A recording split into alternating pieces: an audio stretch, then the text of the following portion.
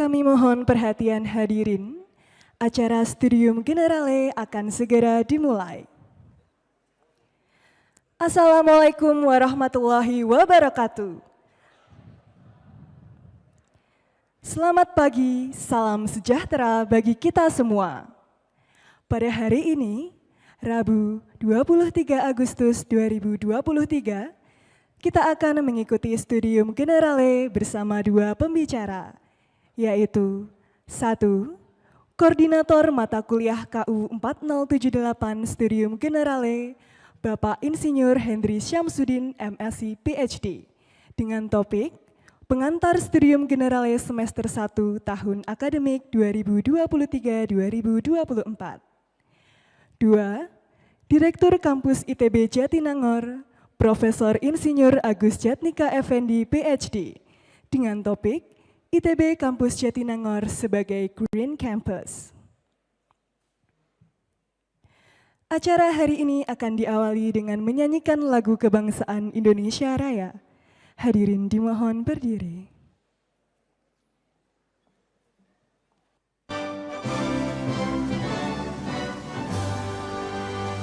Indonesia tanah airku, tanah tumpah darahku.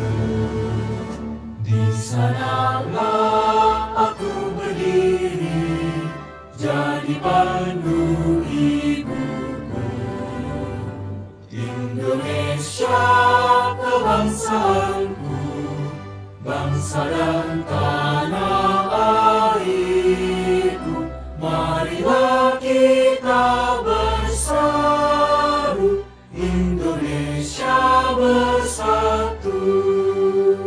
Hiduplah tanahku, hiduplah negeriku, bangsaku, rakyatku semuanya. Bangunlah jiwanya, bangunlah badannya, untuk Indonesia Raya. Indonesia Raya, merdeka, merdeka, tanahku, negeriku yang ku cinta. Indonesia Raya, merdeka, merdeka, hiduplah Indonesia Raya. Indonesia Raya, merdeka, merdeka, tanahku, negeriku yang ku cinta. Indonesia Raya, merdeka, merdeka, hiduplah Indonesia Raya. Hadirin disilakan duduk kembali. Selanjutnya, kita akan mengikuti penyampaian sambutan dari Sekretaris Institut Teknologi Bandung yang sekaligus akan membuka acara pada hari ini. Kami silakan dengan hormat Profesor Wijaya Martokusumo.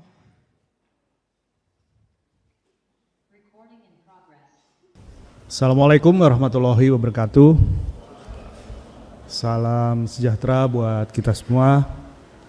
Selamat pagi dan salam sehat buat kita semua ya. Apa kabar rekan-rekan mahasiswa? Semua sehat ya? Alhamdulillah, baik ya. Jadi saya juga ingin menyapa hadirin yang mungkin hadir atau mengikuti acara ini melalui YouTube ya, atau secara online ya.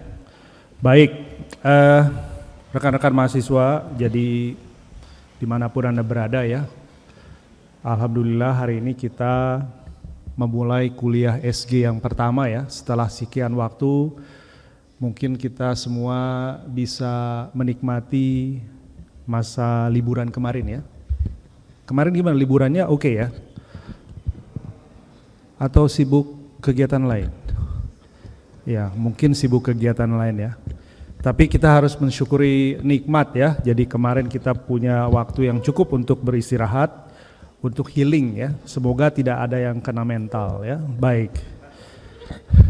Baik rekan-rekan mahasiswa, para dosen, dan hadirin yang saya hormati. Jadi perkenalkan, saya Wijaya Martokusumo, Sekretaris Institut atas nama Rektor ITB, Profesor Reini Wirahadikusuma, menyambut sekaligus mengucapkan terima kasih atas kehadiran rekan-rekan mahasiswa dan para dosen dan tentunya para narasumber kita pada acara Studium Generale tahun akademik 2023-2024 ya. Udah mau tahun 2024 aja nih ya. Jadi terima kasih nih kepada para dosen ya, koordinator maupun para pembicara kita. Hari ini kita punya dua pembicara ya, Pak Henry PhD dari FTMD, beliau adalah koordinator, jadi beliau nanti akan menyampaikan pengantar.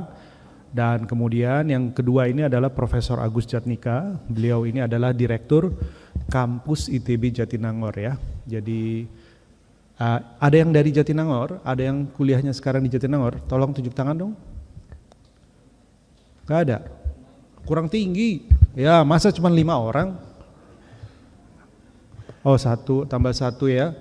Oke ya, selamat datang di Aula Barat ya, tapi saya harap mungkin kita semua tahu ya bahwa setelah 50 tahun pendidikan TPB, tahun ini kita pusatkan di kampus Jatinangor ya, jadi ITB kampus Jatinangor kali ini menjadi tempat pembukaan kegiatan TPB. Nah oleh karena itu rasanya sangat relevan bila hari ini Pak Profesor Agus Jatnika, beliau dari FTSL nih, teman waktu kami masuk ITB bareng tahun 86 ya Pak Agus ya. Jadi gini-gini juga teman juga nih ya, teman nakal-nakalan zaman dulu ya, tapi sekarang udah nggak boleh nakal. Baik, jadi hari ini beliau akan bicara terkait apa itu Green Campus ya. Jadi rekan-rekan mahasiswa tidak hanya dari FTSL, SHPPK, tapi juga dari fakultas lain ya, dari FMIPA, FTI, FTTM harus tahu ya. Isu green ini menjadi penting ya. Isu green ini menjadi sesuatu yang tidak bisa tidak, kalian harus tahu. Nah, sebagai calon penerus bangsa ya, sebagai calon pemimpin, mana tahu nanti 5-10 tahun ke depan Anda itu akan menjadi atau punya posisi-posisi penting di dalam masyarakat, dan harapan kami Anda sadar dan Anda aware terhadap isu ini ya. Karena ke depan isu-isu terkait lingkungan itu menjadi sebuah challenge yang luar biasa ya. Jadi kalau kita bicara lingkungan itu bukan hanya sekedar kurangnya ruang terbuka hijau atau penghijauan, tapi juga ada masalah polusi lingkungan, ada perilaku terhadap lingkungan kita, masalah sosial budaya, bahkan hingga sampai politik ya. Nah, saya kira Pak Agus nanti akan dengan sangat kompeten menjelaskan selain persoalan Green Campus juga barangkali beliau bisa menceritakan bagaimana kondisi kampus Jatinangor sekarang ya. Jadi mudah-mudahan ini akan memberikan pengayaan kepada kita semua. Jadi ini kesempatan, dan jangan lupa nanti harapannya Anda bisa bertanya ya kepada Pak Agus Jatnika ini ya, barangkali ada hal-hal yang ingin Anda ketahui.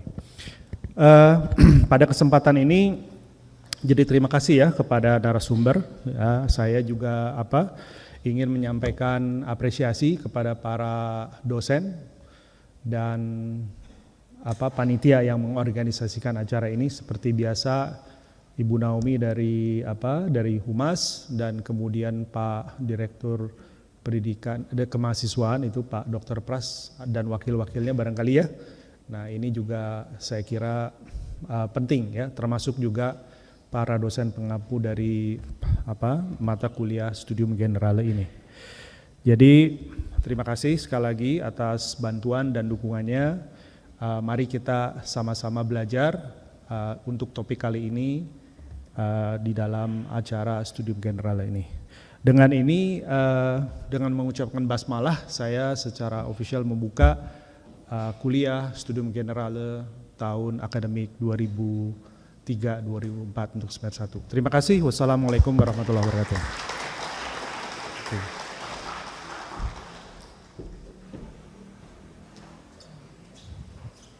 Hadirin yang kami hormati, Berikutnya, kita akan simak bersama materi pertama pada hari ini yang akan disampaikan oleh Koordinator Mata Kuliah KU 4078 Studium Generale, Bapak Insinyur Henry Syamsuddin, MSc PhD, dengan topik Pengantar Studium Generale Semester 1 Tahun Akademik 2023-2024, yang sekaligus akan menjadi moderator pada materi kedua kita bersama Direktur Kampus ITB Jatinangor, Profesor Insinyur Agus Jatnika Effendi, PhD, dengan topik ITB Kampus Jatinangor sebagai Green Campus. Kepada Bapak Insinyur Henry Syamsuddin, MSc PhD, kami silakan. Assalamualaikum warahmatullahi wabarakatuh. Selamat pagi, salam sejahtera untuk kita semua. Yang saya hormati Sekretaris Institut Prof. Wijaya, Ibu Naomi, Bapak Ibu pengampu kuliah Studium General dan pemateri kita yang sudah hadir, Prof. Agus Jatnika Effendi. Adik-adik mahasiswa yang kami banggakan, pada kesempatan kali ini saya secara singkat ingin menyampaikan sedikit gambaran tentang kuliah Studium General ini. Jadi kuliah ini seperti yang adik-adik sudah ketahui terbuka untuk mahasiswa tingkat 2 ke atas yang ingin mencari inspirasi dari pengalaman, pemikiran, dan gagasan para tokoh di Indonesia. Tentunya hal ini menjadi sesuatu yang sangat menarik karena materi-materi yang disajikan, yang dipaparkan, dan didiskusikan bisa saja sangat berbeda dengan topik-topik ataupun kajian-kajian yang adik-adik lakukan di kelas masing-masing.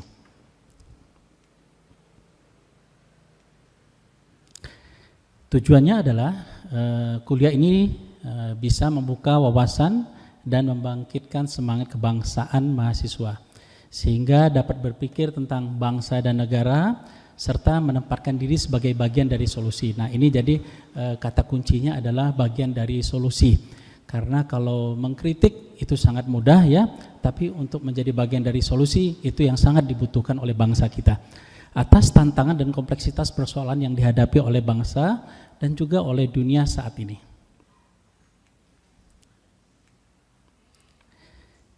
Nah, materi yang akan diberikan tentunya tidak bisa secara detail ya disampaikan oleh pembicara-pembicara kita karena keterbatasan waktu, tapi harapannya adalah materi-materi yang berisi tentang kebangsaan, kebudayaan, kemanusiaan, ekonomi, manajemen bisnis, teknologi dan sains, dan juga tren global yang sedang mengubah dunia saat ini, itu menjadi sesuatu yang dapat memantik pemikiran dan pemikiran dari adik-adik semua.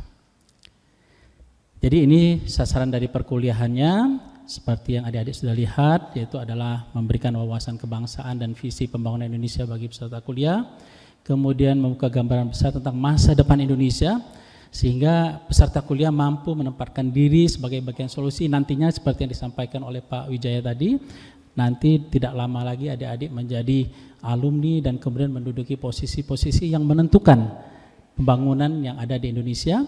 Kemudian membiasakan peserta kuliah untuk melakukan diskursus mengenai realita dan idealita bangsa Indonesia, melatih kemampuan dalam menyampaikan ide dan gagasan, karena nanti setiap mata kuliah itu adik-adik diminta untuk membuat resume ya, resume dari materi yang diberikan, dan juga nanti ada tugas besar adik-adik membuat makalah sehingga adik-adik nanti bisa menyampaikan ide-ide dari seluruh rangkaian mata kuliah yang sudah adik-adik terima.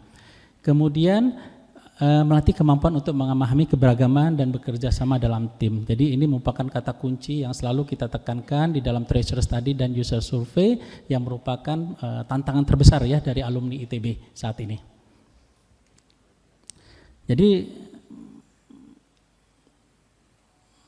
meningkatnya pengetahuan, kepekaan, kesadaran, keinginan dan kemampuan peserta kuliah untuk memberikan kontribusi terbaik bagi kemandirian dan kemajuan bangsa itu menjadi outcomes atau luaran dari mata kuliah ini.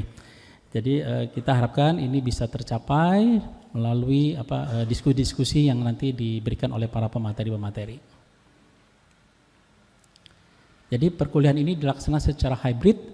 Saya juga ingin menyapa peserta yang ada di Zoom dan di YouTube, dan dilaksanakan secara reguler pada tiap hari Rabu pukul 9 sampai pukul 10.45.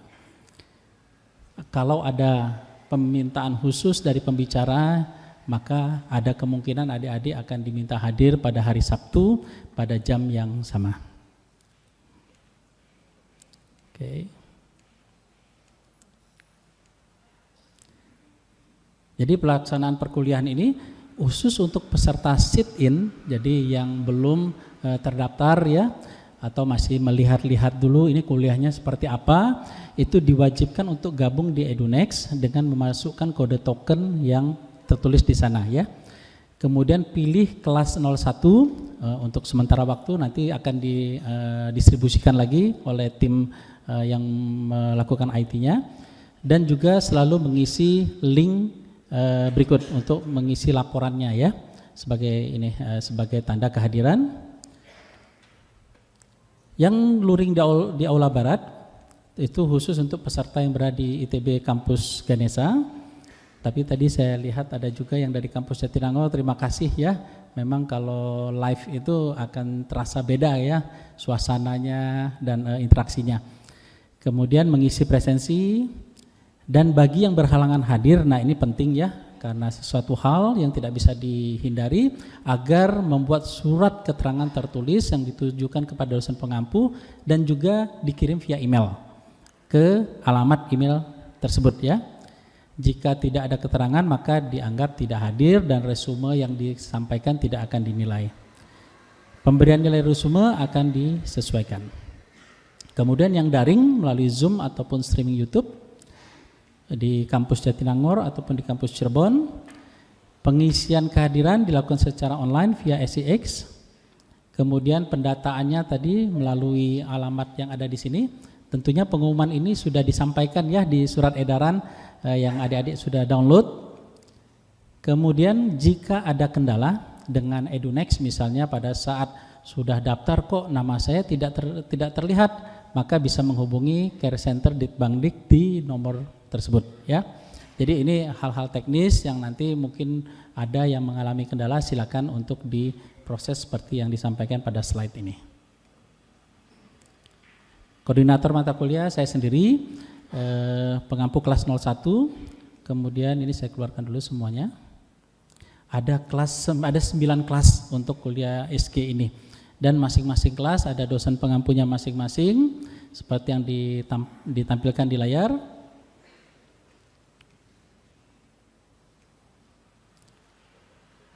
Kelas 4, kelas 5, dan kelas 6 pengampunya ada di depan kita. Kemudian ada kelas 7, kelas 8, dan kelas 9. Ya, seperti yang adik-adik tadi saya sampaikan, barangkali saat ini adik-adik ada di kelas 1 atau di kelas 2, tapi nanti dicek lagi, ada kemungkinan akan didistribusikan ke kelas-kelas yang lain ya. Jadi tidak ada masalah ketika adik-adik mengumpulkan nilai, tapi hanya untuk memastikan saja adik-adik tahu bahwa adik-adik sekarang sudah di kelas mana. Baik, nah ini terkait dengan tugas ujian dan penilaian. Tugas resume bobotnya paling besar, ada 80%, intinya adalah adik-adik membuat ringkasan dari setiap materi perkuliahan tiap minggunya. Dan tugas tersebut adalah tugas individu, ya, tidak, walaupun kita tahu bekerja sama dalam tim itu penting gitu ya, tapi khusus untuk tugas ini adik-adik mengerjakan secara individu. Copy paste termasuk pakai ChatGPT gitu ya, kayaknya enak banget masukin keywords langsung satu makalah jadi gitu ya, itu akan dianggap sebagai pelanggaran akademik. Jadi adik-adik walaupun menggunakan ChatGPT tapi itu hanya sebagai sumber rujukan saja. Rujukan utama tetap dari materi pembicara, tapi untuk menambah, melengkapi dan lain-lain itu boleh. Tapi tidak mengcopy paste ya, ataupun dari sumber-sumber lain, karena ini melanggar dan jika ketahuan akan diberi nilai E. Jadi terlalu besar risikonya ya. Walaupun adik-adik mengira barangkali wah ini mahasiswanya kan banyak, gak mungkin dosennya periksa gitu ya. Tapi kita punya tim loh. timnya itu sangat teliti. Jadi kalau mau coba-coba boleh gitu ya, tapi resikonya itu tadi, nilainya bisa dapat E. Resume dengan cara ditulis tangan, kalau senang nulis tangan, atau diketik dan dikirim melalui aplikasi EduNext ya dalam format PDF. Kemudian nama resumenya seperti yang disampaikan di layar, seperti itu. Oke.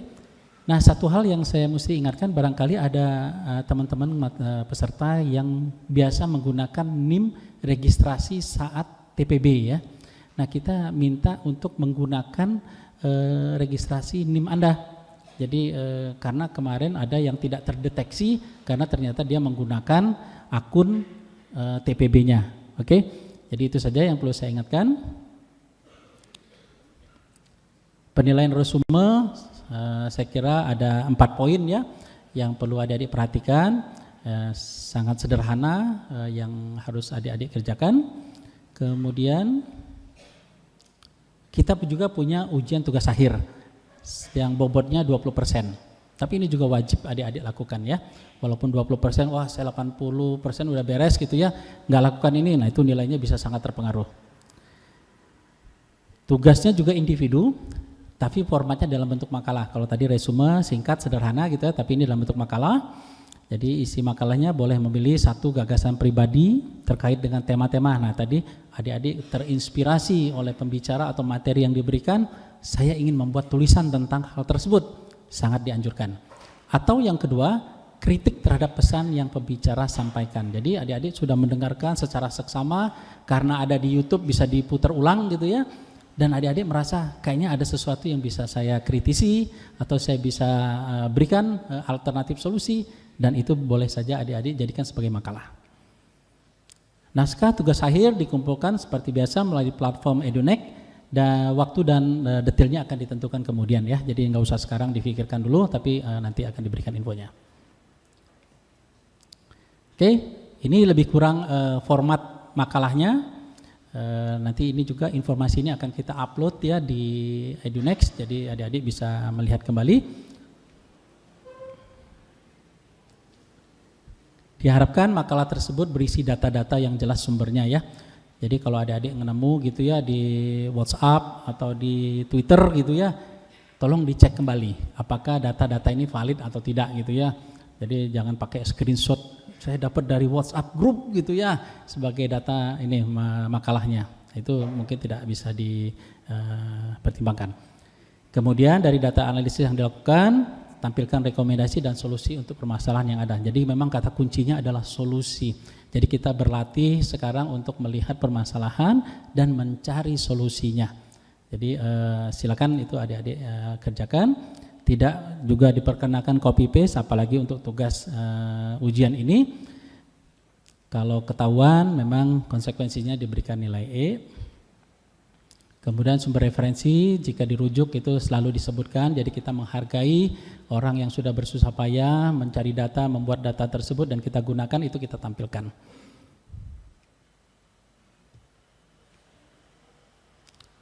Oke, seluruh tugas nanti akan dicek oleh tim, apakah ada plagiarisme di sana, itu akan diketahui.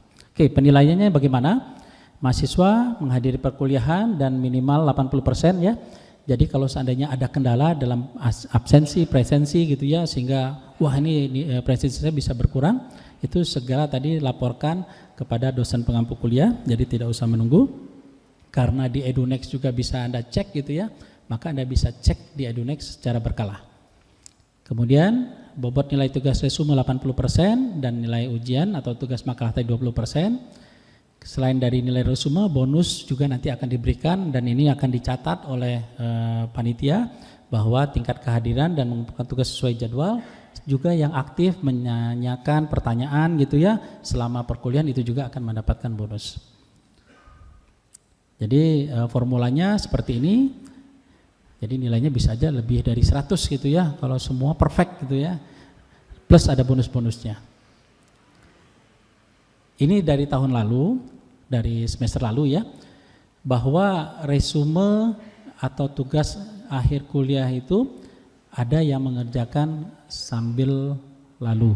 Jadi tidak terlalu diperhatikan gitu ya, sehingga itu berdampak pada penilaian. Jadi tolong luangkan waktu yang cukup sehingga adik-adik bisa mengerjakan tugas tersebut dengan baik. Kemudian keterlambatan, tidak mengecek status tugas yang dikumpulkan di EduNext juga nanti baru ketahuannya di akhir. Pak, saya itu sebenarnya udah ngumpulin semua tugas, tapi kok hanya 50% yang ada. Oh, ternyata salah kirim ya, atau belum disubmit. Jadi itu tolong dicek secara berkala di EduNext. Copy paste tadi itu juga akan berpengaruh karena tahun lalu kita sudah menemukan ya mahasiswa yang memanfaatkan ini secara tidak bijak, maka ini berakibat pada nilainya. Atau bekerja sama, udah kita kerjain sama-sama yuk, kita tulis apa adanya gitu ya, nilainya juga nanti dibagi 2 gitu, atau dibagi 10 kalau seandainya 10 orang gitu ya.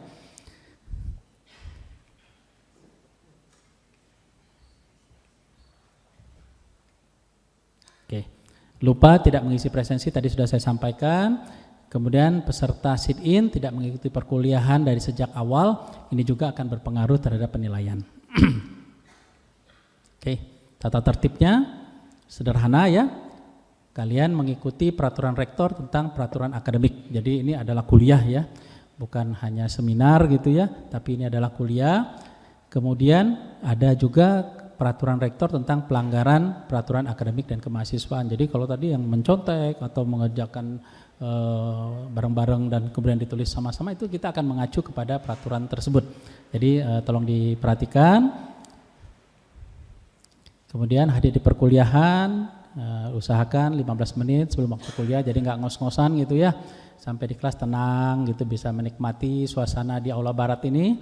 Kemudian wajib mengisi presensi kehadiran yang dibuka mulai jam 8.45 sampai 9.30. Tapi kalau seandainya adik-adik menemukan, Pak ini kelasnya belum dibuka gitu ya, langsung segera saja dilaporkan kepada petugas atau panitia yang ada di sini ya. Dosen juga manusia, kadang-kadang lupa membuka ya presensinya. Untuk mahasiswa sit-in wajib mengikuti seluruh perkuliahan mulai dari pertemuan pertama sampai ke pertemuan terakhir, dan khusus untuk yang sit-in nih, kalau bisa selfie dulu lah ya. Selfie sudah melakukan hadir di ruangan ini ataupun hadir di ruangan Zoom, hadir di sana dilakukan selfie, screenshot ya. Untuk memperkuat kehadirannya. Dan yang peserta daring kita harapkan menyalakan kamera saat pembukaan, tanya jawab dan penutupan. Ya, saya kira ini sudah cukup jelas ya, bahwa peserta mengikuti materi kelas sampai akhir oleh MC dinyatakan selesai. Baik, saya kira itu saja informasi yang ingin saya sampaikan. Barangkali ada pertanyaan? Atau sudah sangat jelas informasinya? Saya beri waktu 3 detik. Oh, ada yang di belakang ya. Silakan Dek, bisa maju ke depan barangkali biar kedengaran suaranya. Ada mikrofon di setiap kolom ini.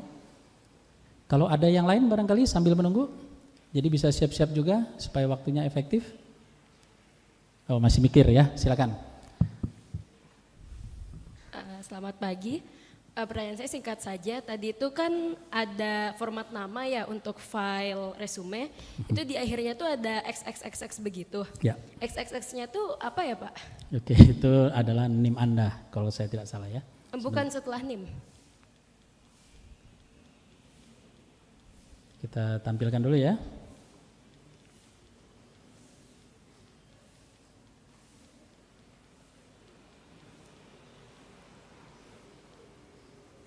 Ini ya, Iya Pak. itu NIM-nya ya, yang XXX-nya banyak itu, bukan? Iya itu. Jadi NIM Anda berapa gitu? Oh. Jadi 1, 2, 3, 4, 5, 6, 7, 8 gitu ya misalnya, oke? Terima kasih Pak. Itu saja, terima kasih. Oke, sip. Barangkali ada lagi? Oke, 1, 2, 3. Oke, nampaknya sudah sangat jelas ya. Mudah-mudahan kuliah ini berjalan lancar dan bisa memberikan inspirasi kepada seluruh peserta yang hadir baik luring maupun daring, dan kita harapkan partisipasi aktif ya selama diskusi nanti. Pertanyaan bisa disiapkan selama proses presentasi berlangsung, dan yang di Zoom bisa menuliskan pertanyaannya di ruang chat ataupun di YouTube juga bisa menuliskan pertanyaannya di sana. Jadi semua nanti mendapatkan kesempatan untuk bertanya kepada pemateri pada pagi hari ini. Mungkin itu saja yang akan saya sampaikan selaku koordinator perkuliahan kuliah Studium General untuk semester 1 2023-2024. Terima kasih. Assalamualaikum warahmatullahi wabarakatuh. Selamat pagi.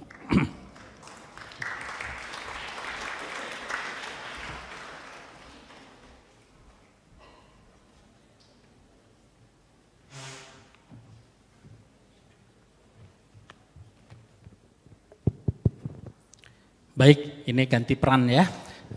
Selamat pagi, Assalamualaikum warahmatullahi wabarakatuh.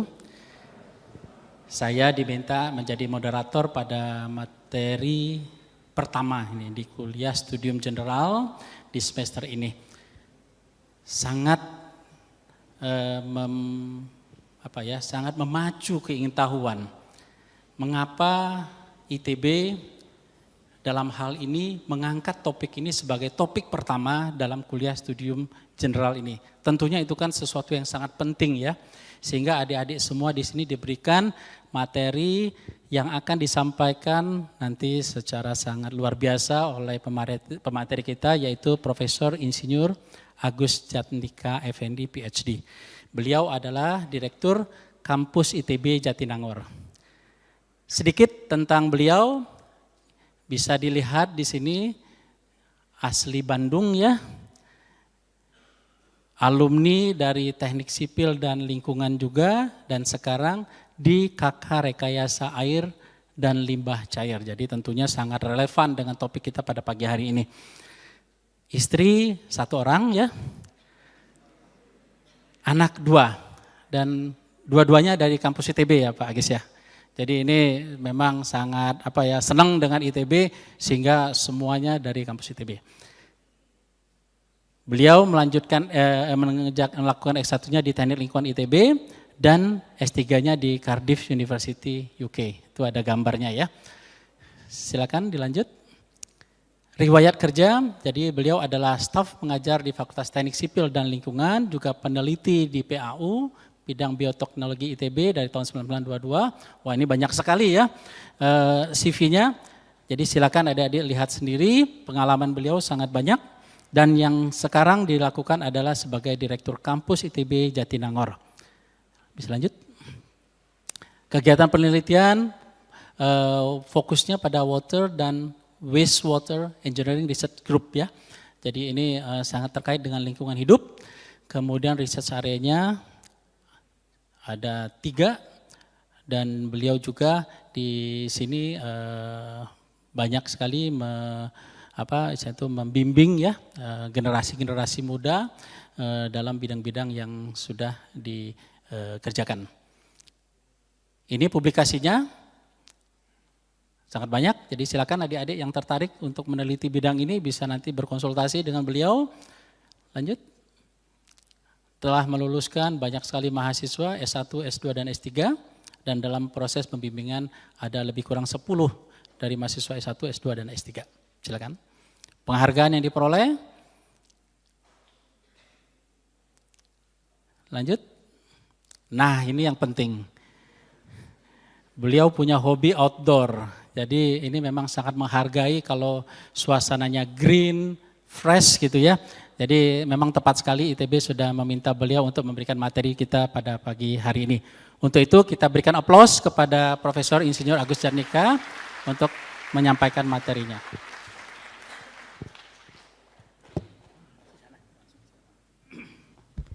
Assalamualaikum warahmatullahi wabarakatuh.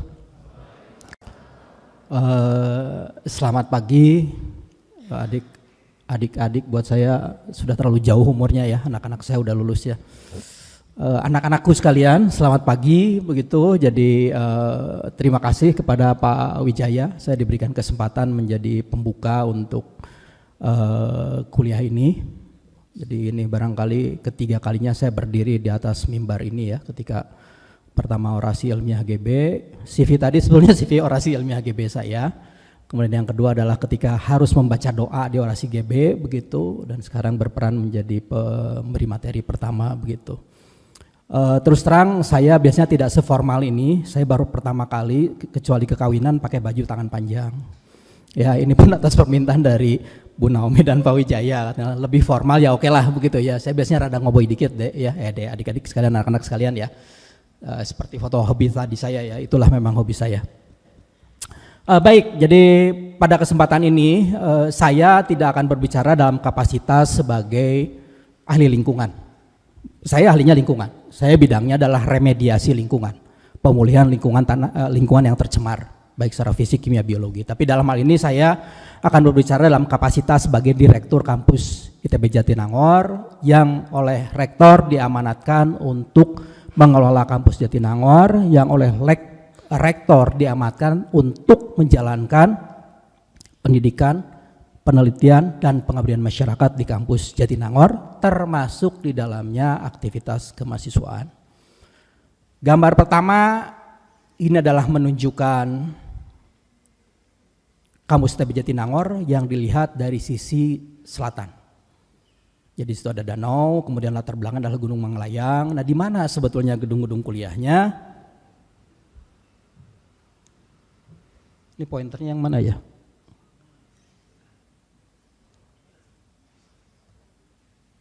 Oh situ, oke, ya, baik. Ya, jadi ini kurang lebih layout tata letak dari kampus Jatinangor existing, adik-adik anak-anakku sekalian ya. Jadi Anda lihat begitu, jadi kampus ITB Jatinangor ini tentunya kalau Anda belum pepatah mengatakan tak kenal maka tak sayang begitu ya. Mungkin tadi yang ngangkat 5 orang yang mengangkat tangan itu sudah terbiasa, tapi sisanya barangkali hanya sekali-kali atau bahkan belum pernah sama sekali. Mungkin teman-teman yang di YouTube atau di Zoom pastinya rata-rata kan pasti yang di kampus Jatinangor, jadi tahu persis posisi kampus Jatinangor seperti apa begitu. Tapi sekali lagi tadi tak kenal maka tak sayang, saya ingin menjelaskan sedikit tentang kampus ITB Jatinangor ini ya. Jadi ITB kampus Jatinangor ini kurang lebih menempati area seluas 47 hektar. Jadi kalau dibandingkan dengan kampus Ganesa yang kurang lebih 29 hektar, itu pun sudah termasuk Saraga dan Sabuga begitu ya, maka ini masih sangat luar biasa luasnya. Di TB kampus Ganesa populasi sekitar 24.000 orang, 26.000, menempati luas area 29 hektar plus Saraga Sabuga. Di Jatinangor tahun 2020 itu dengan luas 47 hektar, itu populasinya 2.800. Jadi bisa bayangkan, silahkan Anda hitung tingkat kepadatannya ya. Jadi memang ibaratnya kalau di Jatinangor 2.800 anak-anak suruh guling-guling di Jatinangor itu nggak kelihatan ada aktivitas apa-apa, gitu ya. Tapi kalau di sini itu dengan pergerakan 2.000 mahasiswa saja akan terlihat tingkat kepadatannya begitu. Jadi ya begitulah kampus Jatinangor. Nah, kampus Jatinangor ini area terbangunnya hanya 18%. Jadi dari 47 hektar ini 18%-nya adalah area terbangun. Jadi kalau brandnya Green Campus, minimal dari warnanya saja sudah green. Bisa dilihat di sini. Dari warnanya saja sudah hijau begitu. Ya, karena itu tadi area terbangunnya hanya 18% begitu. Ketika saya langsung aja pasti ada pertanyaan soalnya ya, sudah viral di berbagai tempat ketika pertanyaannya adalah urban legend begitu, hewan berbisa dan sebagainya gitu ya. Pasti itu kan yang akan segera ditanyakan nanti ya setelah tanya jawab ya. Saya jawab langsung aja gitu ya. Ya bisa Anda bayangkan dengan luas area yang seperti ini, yang terbangun hanya 18 hektar, 82 hektar diantaranya adalah lahan hijau, ya pasti ekosistem akan berjalan dengan baik. Dan ekosistem adalah bagian dari ekokampus. Ekokampus is green campus. Gitu. Jadi ini salah satu bagian yang mendukung justru begitu. Ya, bahwa di sana terjadi rantai makanan, ada food chain. Begitu. Ketika ada ular berarti ada mangsanya.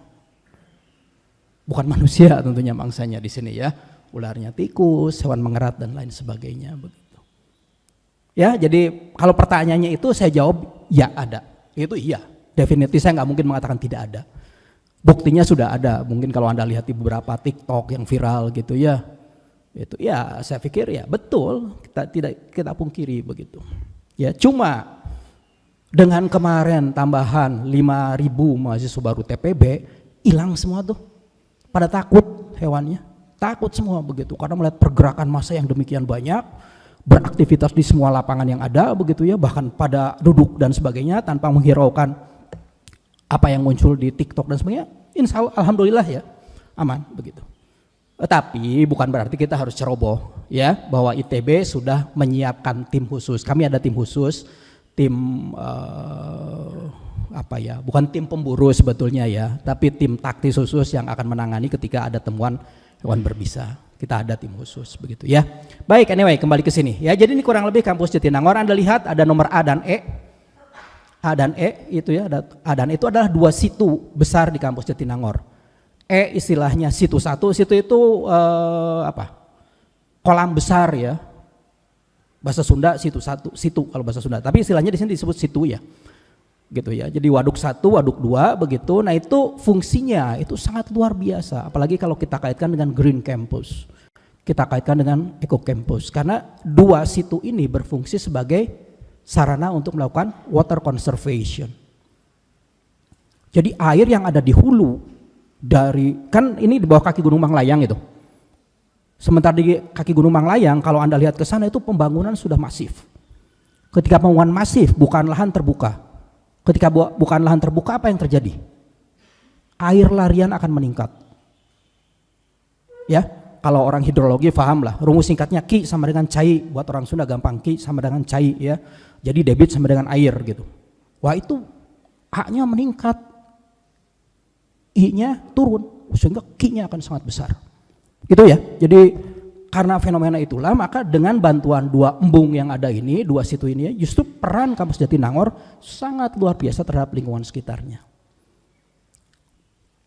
Ya mohon maaf ini kalau Anda di sana nanti lihat ketika hujan besar, depan kampus ITB Jatinangor salah satu area yang terhindar dari banjir. Di 3 kampus sebelahnya ada 3 kampus lain, kampus besar di sana itu terendam.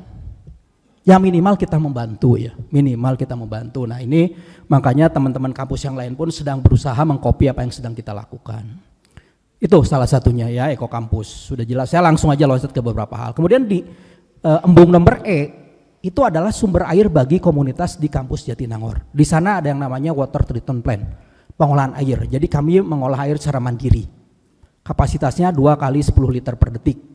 Atau kurang lebih akan bisa memfasilitasi sekitar 15.000 orang komunitas. Ya, jadi pada dasarnya secara jumlah tidak perlu mengkhawatirkan, secara mutu pun sudah tersedia. Begitu. Nah ini hanya sebagai contoh saja adik-adik sekalian ya, anak-anakku sekalian, bahwa sebagai contoh apa yang sudah ITB Kampus Jatinangor lakukan. Termasuk nomor 5 begitu ya. Ini kan sarana sosial ya, masjid begitu. Jadi sempat terakhir ada penggalangan orang tua katanya Pak Wi akan menggalang membangun masjid di Jatinangor tanpa tahu ada Masjid Al-Jabar. Makanya saya bilang tak kenal maka tak sayang. Maka di sini saya tunjukkan beberapa hal yang memang ada di sana, begitu ya. Bahwa kampus Jatinangor ini warisan dari masa lalu ya tidak bisa dipungkiri.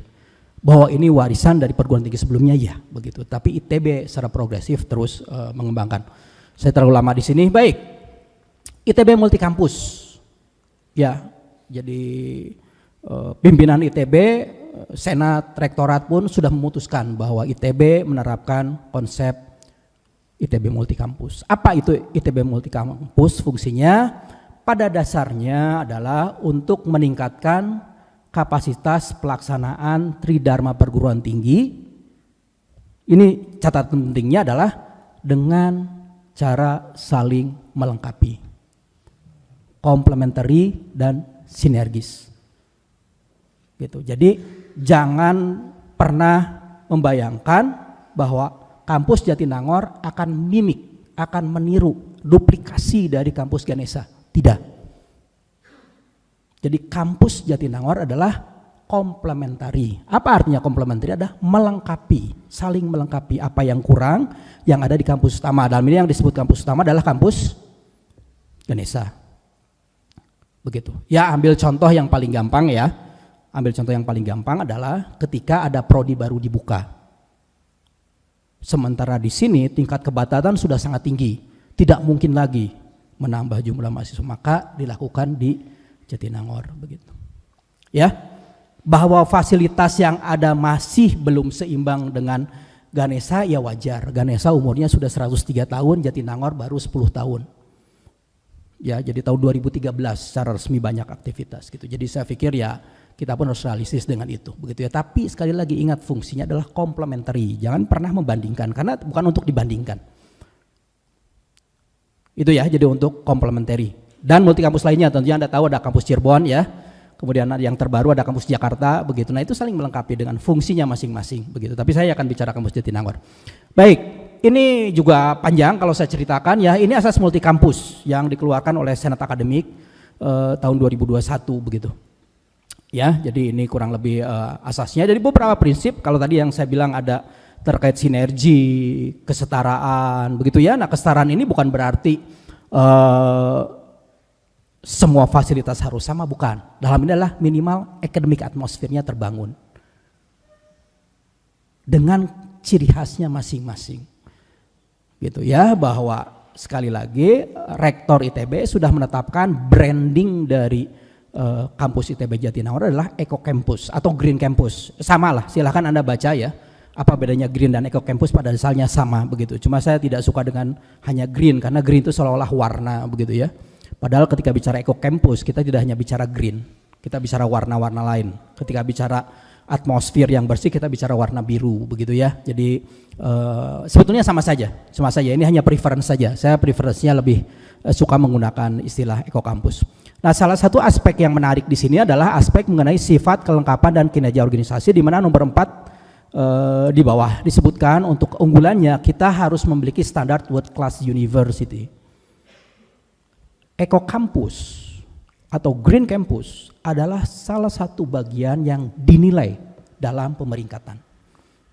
Gitu. Jadi ketika kita bicara kampus Jatinangor sebagai Eco Campus, selain tentunya kita ingin merubah behavior, perilaku ya, tapi ada tambahan penting lainnya bahwa ini akan terkait dengan perankingan.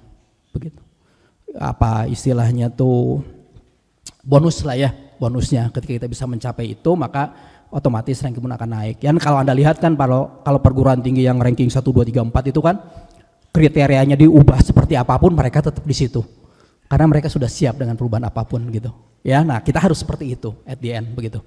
Baik, kemudian yang kelima juga yang terakhir yang aspek mengenai interaksi dengan entitas eksternal. Jadi kampus Jatinangor ini punya kerjasama yang sangat erat dengan pemerintah Kabupaten Sumedang ya. Jadi kami punya kooperasi yang luar biasa begitu, bahkan pemerintah Kabupaten Sumedang, silakan Anda baca di berita begitu ya. Jadi daerah tujuan wisata yang paling tinggi kunjungannya di Jatinangor, di Sumedang adalah ITB Kampus Jatinangor.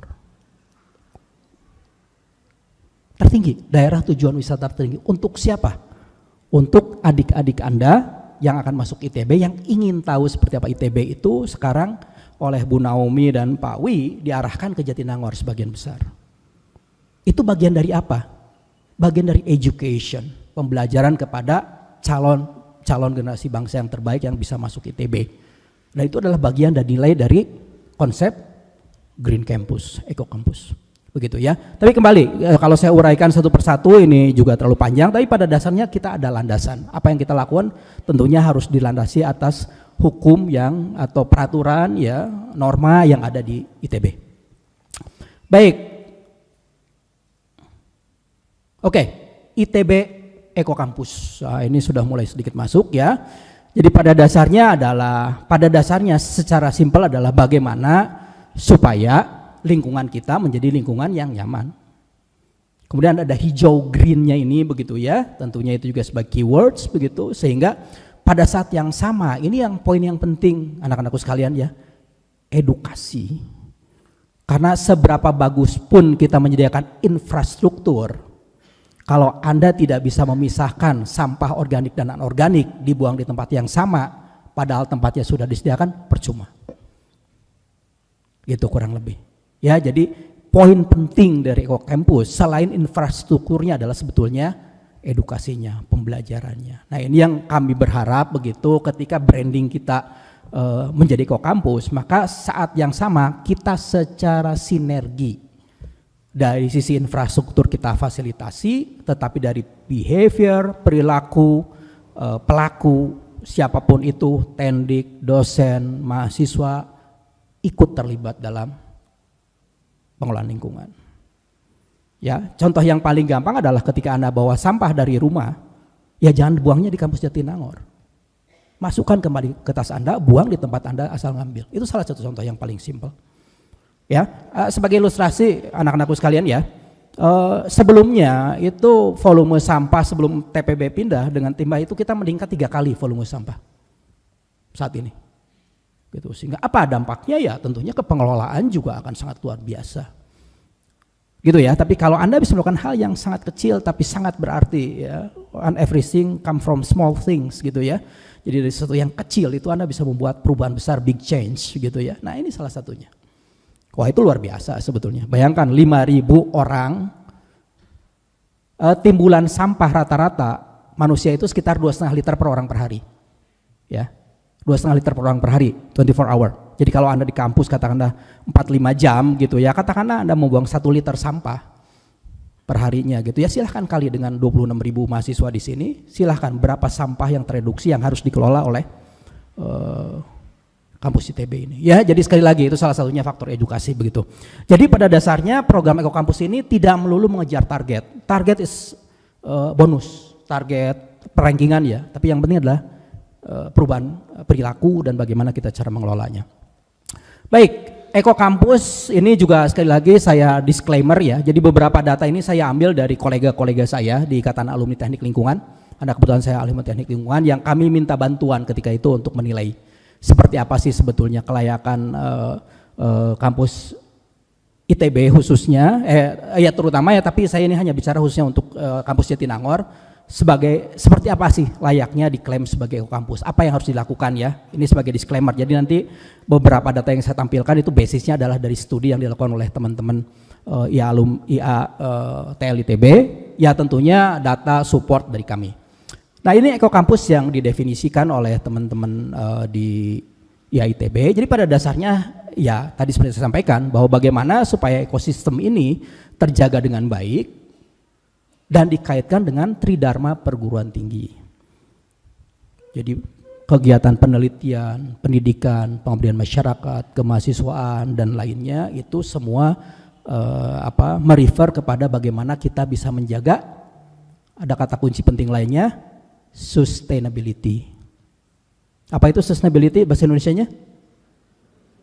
Keberlanjutan. Apa itu keberlanjutan? Paling gampang kalau buat saya personal yang paling gampang definisi sustainability adalah bagaimana kita berupaya agar anak cucu kita, anak cucu Anda nanti merasakan minimal hal yang sama dengan yang Anda rasakan saat ini. Paham ya? Jadi sekarang Anda merasakan udara, Anda tidak bayar. Anda tidak perlu kemana-mana pakai ransel bawa oksigen, bawa respirator. Nah itu jangan sampai terjadi ketika Anda punya anak cucu. Anda harus lakukan kondisi yang sama. Ya, 2050 kalau kita masih melakukan hal-hal yang ini, there's no safe place to hide istilahnya ya, dalam segi lingkungan tidak ada tempat yang aman untuk bersembunyi. Anda harus diam di rumah, ketika keluar Anda harus ngambil ransel yang isinya oksigen, pakai respirator keliling baru bisa, balik lagi respiratornya nanti diisi begitu. Jadi Anda harus punya oksigen purified di rumah gitu dan seterusnya ya. Itu hal yang tidak bisa kita aplikasikan kepada anak cucu kita. Nah itu sustainability. Itu kenapa Eko Kampus menjadi penting. Baik, ini adalah program-program yang kami rencanakan awal ya. Jadi awal sebelum Jatinangor berjalan sebenarnya sudah ada konsepnya bahwa kita akan mendeklar Jatinangor ini menjadi Eko Kampus. Jadi ada beberapa yang sedang on the way kami lakukan dari segi infrastruktur fisik dan lingkungan. Begitu ya, jadi bagaimana bangunan-bangunan lama diupayakan begitu semaksimal mungkin menjadi lebih ramah. Karena kalau bangunan lama cenderung masih kurang ramah lingkungan begitu ya. Kemudian sistem pergerakan internal, menerapkan bike sharing sudah kami terapkan tapi tidak berhasil dengan baik begitu ya. Kemudian akhirnya sekarang apa yang kami lakukan adalah dengan menyediakan koridor dari bawah ke atas. Mungkin dengan jalan kaki Anda lebih sehat, lebih segar, oksigen terkurangi begitu ya. Kemudian shuttle juga disediakan begitu ya agar pergerakan internal menjadi lebih lancar dan sebagainya. Nah, ini semua sedang proses tentunya ya. Kita tidak seperti instan ya. Nggak ada yang instan, tidak semudah membalikan tangan gitu. Jadi semua perlu proses. Jadi secara bertahap kita lakukan. Baik, kemudian efisiensi konsumsi air. Ini juga pemasangan alat-alat yang hemat air dan sebagainya. Ya seringkali kita lupa ya. Gitu, kita buka keran gitu, setelah buka keran Anda tinggalkan begitu saja begitu. Ketika Anda katakanlah paling simpel, ini yang paling gampang di rumah, ketika Anda sikat gigi gitu ya, keran biarkan dibuka, Anda sikat gigi gitu ya, padahal kan nggak ada hubungannya gitu, biarkan aja keran ditutup dulu baru nanti dibuka ketika Anda beres sikat gigi begitu. Penghematan energi listrik itu juga kita lakukan, pengolahan sampah terpadu dan penghijauan hutan kampus tadi ya lah. Kalau penghijauan hutan kampus relatif tidak sulit. Sebagai informasi anak-anakku sekalian ya, jadi di kampus Jatinangor ini di belakang tuh ada yang namanya arboretum.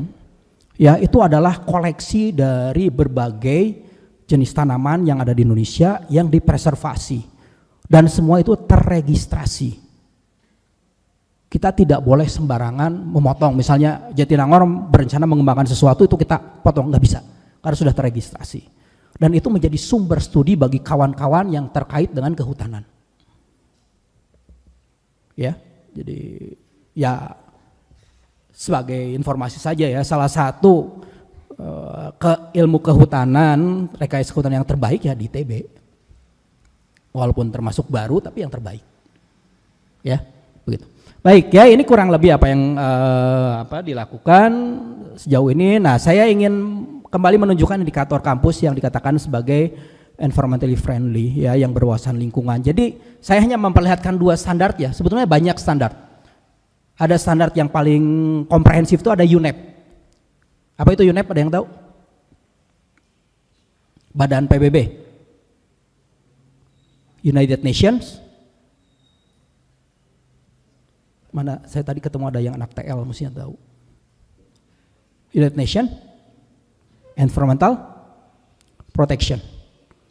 Ya, UNEP ada standar khusus dia dan sangat detail. Berat lah buat ITB, ya masih berat begitu. Nah makanya saya hanya tunjukkan 2 ini ya.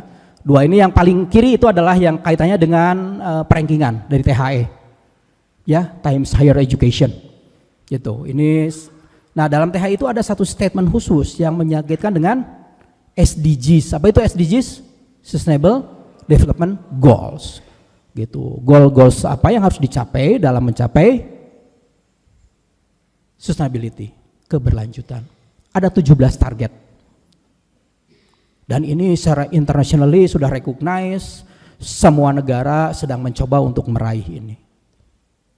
Begitu. Ya, di sini ada berbagai target. Jadi misalnya ada target nomor 6 lah. Nomor 6 ya, kebetulan memang bidang saya. Misalnya clean water and sanitation, itu di sana ada targetnya. Berapa persen masyarakat harus terlayani dengan sistem sanitasi bersih dan sebagainya. Ya, begitu. Ini yang namanya environment development goal. Termasuk ini, life below water, gitu ya. Kemudian ada climate action. Ya, Anda tahu, Anda bisa rasakan sekarang. Saya nggak pungkiri, saat ini Jatinangor ini betul-betul panas. Sangat panas saat ini. Ya silakan Anda baca keluhan-keluhan adik-adik ya. Walaupun yang lebih banyak mengeluh sebetulnya orang tuanya. Padahal orang tuanya nggak ikut kuliah. Gitu ya. Lucunya ini saya sedikit keluar ya. Harusnya di Jatinangor itu ya. Ketika ada paku jatuh, suaranya nyaring terdengar daripada piling di kampus Ganesha. Penumpukan piling itu loh, beton itu loh. Itu kan puk. Tapi kalau di Jatinangor itu hanya paku jatuh terdengar nyaring sekali gitu ya. Itu apa artinya? Artinya memang sedang jadi pusat perhatian gitu ya. Jadi sekarang ini Pak Wi, Pak Bu Naomi ya dan teman-teman sekalian, itu yang melaporkan suasana kelas itu orang tua. Wah anak saya kelasnya enak, anak saya luar biasa gitu. Anaknya mah diam aja gitu. Ya, nah nanti lain kali barangkali cara kita mengajar direkam itu ya. Ya anyway, itulah hanya sebagai intermezzo ya. Jadi keluar sedikit ya. Menariknya itu ya. Jadi memang Jatinangor ini sangat panas. Apa kaitannya? Climate change. Tidak kita pungkiri climate change. Ya, sekarang ini kan sedang ada fenomena El Nino katanya. Gitu, jadi memang sedang panas-panasnya. Udah beberapa minggu ini kan nggak ada air, nggak ada turun hujan ya. Itu kaitannya dengan climate action yang sudah dicanangkan di target nomor 13 begitu. Nah, yang achievable, yang paling mudah saat ini bisa kita raih adalah yang mengacu ke UI Green Metric. Sesuai namanya UI Green Metric. Ini dikeluarkan oleh Universitas Indonesia. Kita pernah coba, walaupun tidak kita lanjutkan ya, kita pernah coba. Nah ini parameter-parameternya dek, adik-adik, anak-anak sekalian ya. Ini ada beberapa parameter yang jadi indikator terkait yang dikategorikan sebagai Green Campus. Gitu. Ya, nah mari kita lihat bagaimana hasil penilaian, hasil prediksi, hasil studi yang dilakukan oleh Ikatan Alumni Teknik Lingkungan ITB. Ini.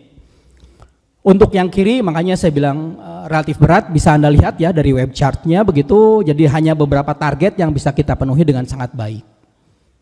Ya, tapi the rest kita 6, 9, 11, 17 gitu ya, itu kita sudah sangat bagus. Tapi sisanya begitu ya, sisanya yang 11 itu kita masih berusaha, masih struggling lah untuk mencapai sesuatu yang lebih baik. Ya, tapi kalau lihat yang kanan, UI Green Metric dengan parameter tadi ya, dengan 6 parameter itu ya, jadi setting infrastructure, energy, waste, water, transportation, education, and research. Saat studi dilakukan kita moderate ya, nilainya itu 5 saja, sekitar 5 sedikit lah, kalau out of 10 ya, dari 10 gitu. Jadi tidak bagus-bagus amat, walaupun kalau dibanding Ganesha sedikit lebih baik. Apa yang membuat unggul ya karena itu, terutama dari water and wastewater. Itu yang membuat unggul. Ya karena kita sudah melakukan water conservation, kemudian pengolahan limbah sudah ada ya, tapi sisanya ya misalnya dari education and research kita tertinggal jauh dengan di kampus Ganesha begitu. Nah, untuk itu maka dirumuskanlah target-target.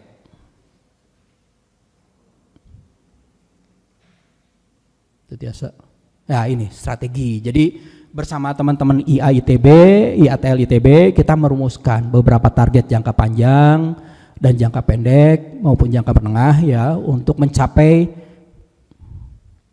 ekokampus. Sebetulnya tidak hanya kampus Jatinangor ya sebagai kampus ITB, cuma yang ini saya hanya mencuplik yang kaitannya dengan relevan dengan kampus Jatinangor. Jadi ya jangka pendeknya mari kita lihat bagaimana apakah dengan upaya yang kita lakukan kita bisa meningkatkan kinerja ITB kampus sehingga perankingan ikut terbawa. Kemudian jangka menengah, komitmen standar kebijakan SOP gitu ya.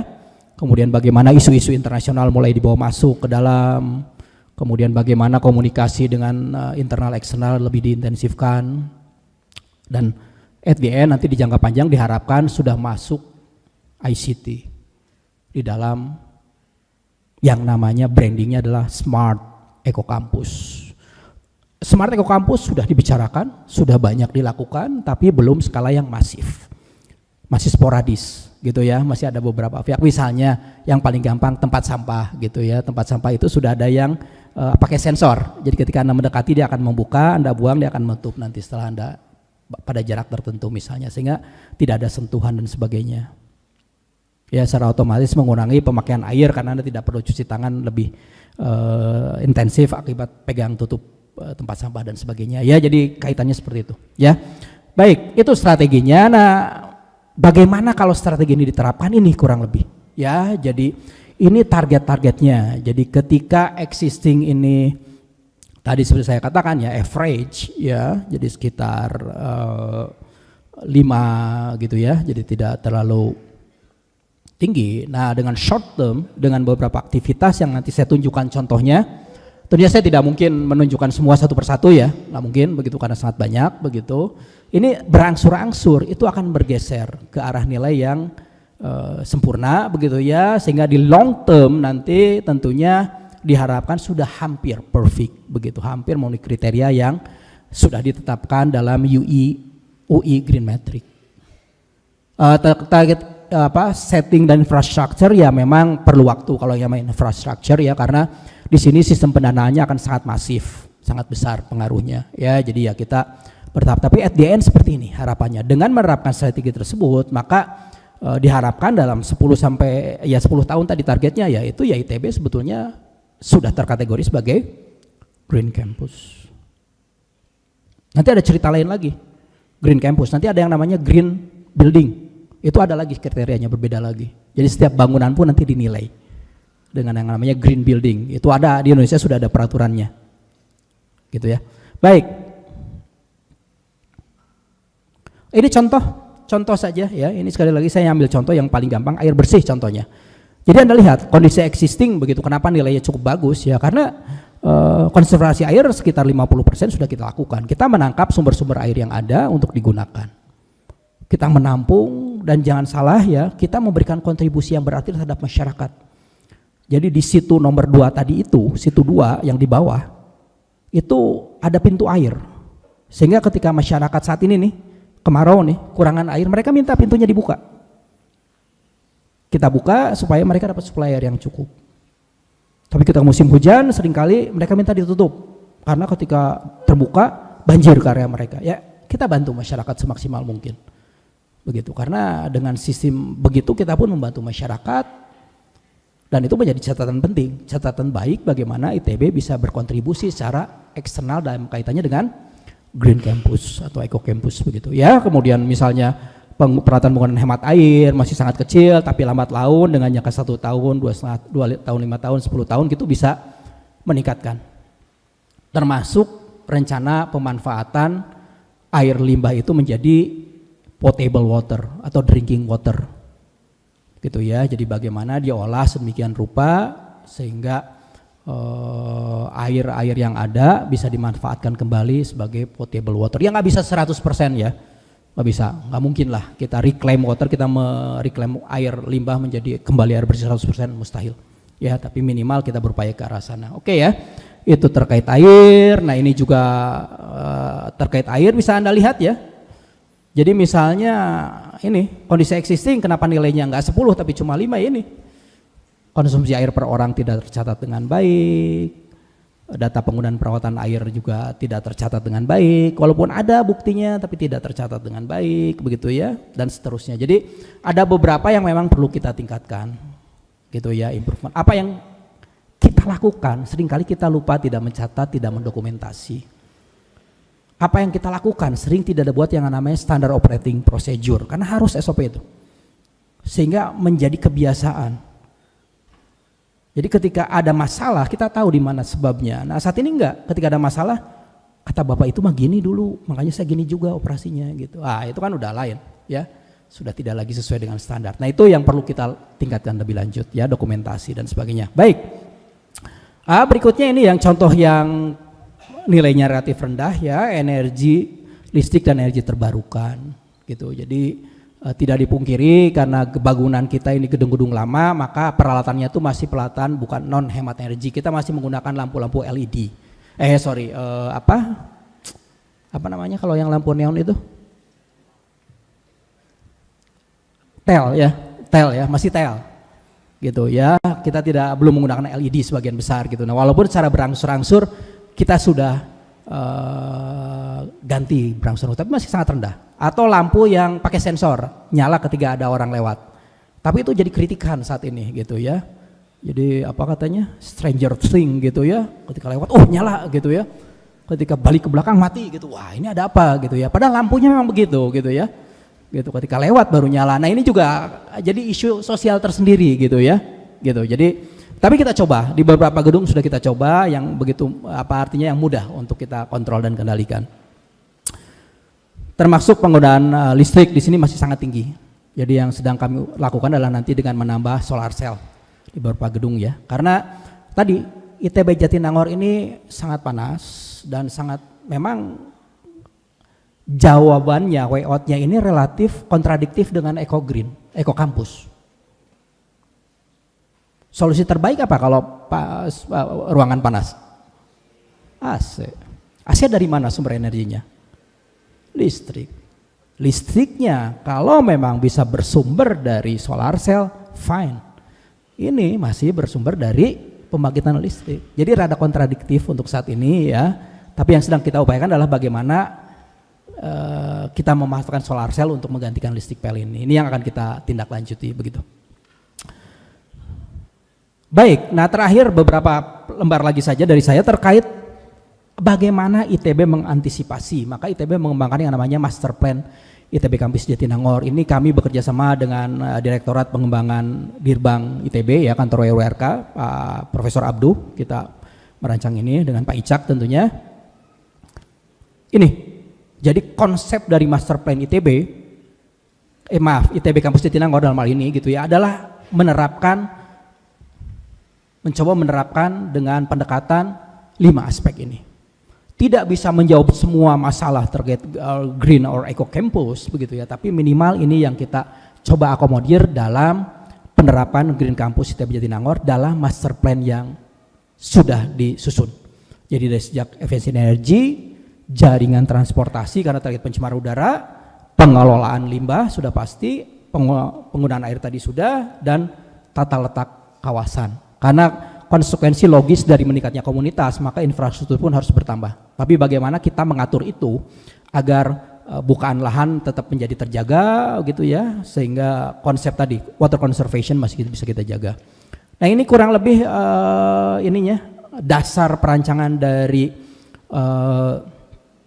master plan ITB Kampus Jatinangor ya. Jadi ITB Kampus Jatinangor adalah sebagai showcase, menjadi percontohan untuk tekno, science, art untuk masyarakat lokal dan dunia gitu. Jadi itu master plan-nya. Jadi kami berharap kita itu menjadi etalase ITB ya, etalase ITB dalam bidang teknologi, science dan art begitu. Bagaimana caranya ya, salah satunya nanti saya tunjukkan di akhir ya, bahwa kita memiliki beberapa fasilitas yang kita improve terus begitu ya, agar bisa menjadikan ini terbukti. Nah ini beberapa pendekatannya ya, jadi ada 9 pendekatan. Jadi misalnya saja agar ruang yang dibutuhkan tidak terlalu banyak, kita kalau di Jatinangor ini konsepnya resource sharing. Jadi nggak ada ruangan yang miliknya prodi gitu. Jadi misalnya kalau di TL tuh ada ruang 908 gitu ya, oh itu punya prodi TL, enggak. Kalau di Jatinangor tidak ada gitu ya. Jadi semua ruangan itu dikelola oleh ITB Kampus Jatinangor, oleh direktorat kami begitu. Bahwa pemakaian nanti prioritas ke fakultas tertentu ya nggak ada masalah karena lokasinya di fakultas terkait gitu ya. Tapi pada dasarnya semua resource sharing begitu, sehingga dengan cara begitu pemenuhan kebutuhan kelas infrastruktur lainnya bisa dioptimumkan. Tidak lagi harus bangun lagi begitu dan seterusnya. Oke ya, kemudian ya transportasi juga publik dan pejalan kaki ya. Jadi saat ini kita sudah membuat koridor dari arah selatan menuju arah utara, dari tempat parkir untuk mahasiswa itu akan nyambung langsung ke GKU gitu. Bahwa ada mahasiswa yang karena keterbatasan gitu ya, nafasnya pendek begitu ya, bukan runner, bukan tukang jogging ya, kalau memang itu menjadi pembatas ya tentunya akan kami izinkan untuk membawa kendaraan sampai atas, tapi harus keluar lagi ya. Jadi bagaimana supaya tetap kampus ITB Jatinangor ini sirkulasi lalu lintasnya tetap terjaga gitu. Ya, itu salah satu yang kita tekankan. Nah itu tadi kaitannya eco campus, tapi selama ini kan eco campus itu hanya wacana ya. Kadang-kadang seolah-olah suatu kata yang besar begitu. Tapi yang penting kan adalah actionnya gitu, eksekusinya gitu ya. Yang penting kan eksekusi sebetulnya. Nah ini yang kita berangsur-angsur kita lakukan. Baik, nah ini anak-anakku sekalian, ini adalah master plan ITB Kampus Jatinangor. Ya, jadi kita lihat perbedaannya cukup signifikan, terutama di arah barat. Ya, seperti yang saya sampaikan, karena di arah timur maaf ya.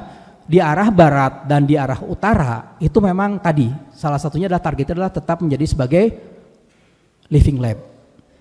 Gitu, di sana ada arboretum, ada tumbuhan yang tersertifikasi dan sebagainya ya. Jadi kita tetap pertahankan yang sisi barat. Sisi timur di sini mulai terjadi sedikit pertumbuhan, penambahan beberapa gedung begitu, dan ya tadi memang konsekuensinya bahwa kebutuhan ruangan karena student body bertambah, aktivitas penelitian bertambah, maka mau tidak mau ini ditambah beberapa fasilitas begitu ya. Nah salah satu yang akan segera kita bangun itu adalah yang gedung lab. Itu paling atas itu ya, gedung lab baru ya. Nah itu yang akan kita bangun dalam waktu tidak terlalu jauh. Tapi silahkan nikmati ya.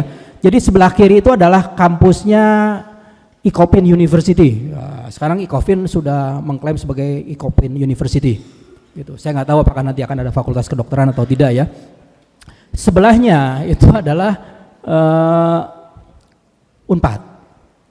Unpad itu sudah full di sana mahasiswanya. Gitu ya. Nah Unpad terlihat lebih hijau ya.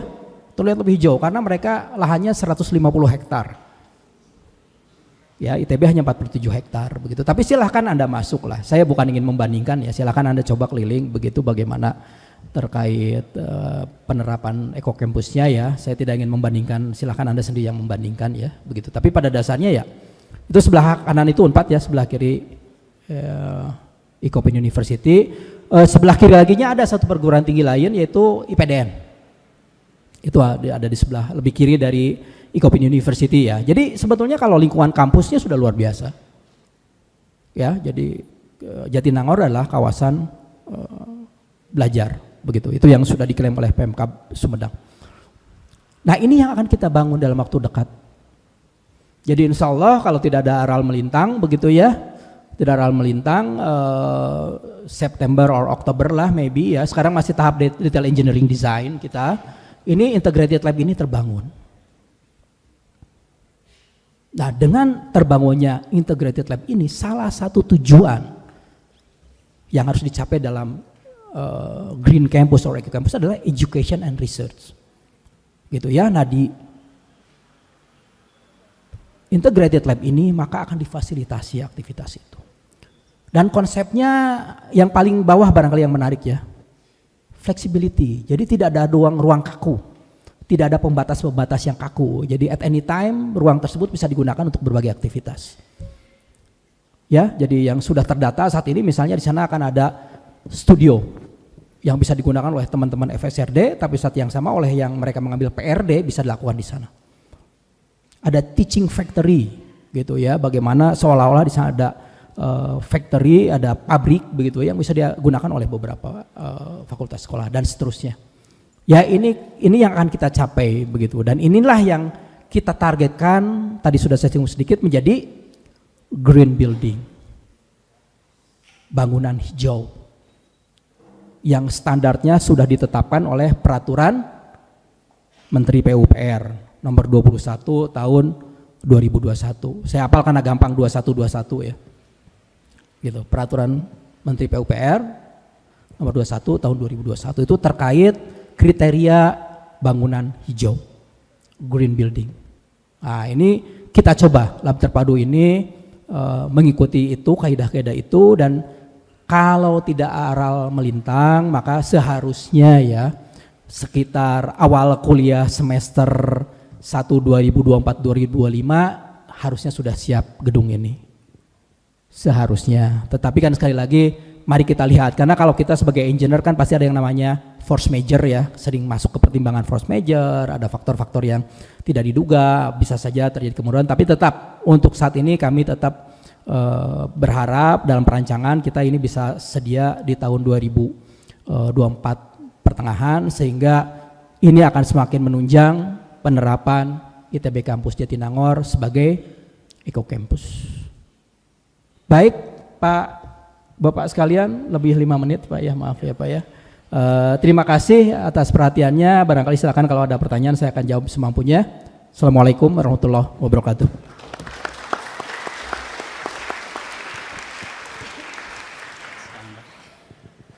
Terima kasih Pak Agus. Ini kita seringnya manggil Pak Aje gitu ya. Jadi inisial dari nama beliau.